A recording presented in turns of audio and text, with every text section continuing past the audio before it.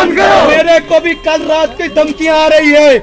मैं ये बताना चाहता हूँ कि किलिंग हो रही है, कश्मीर में भी लोगों को मारा जा रहा है।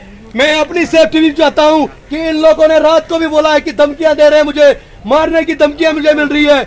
मैं आप लोगों की वसारत से, मीडिया की, प्रेस की, मीडिया की वसारत से ये पैगाम देना चाहता हूँ कि यहाँ पर जो है अनजस्टिस किया जा रहा है। मैं तमाम लोगों को गुजारिश करूंगा कि अनजस्टिस नहीं होना चाहिए।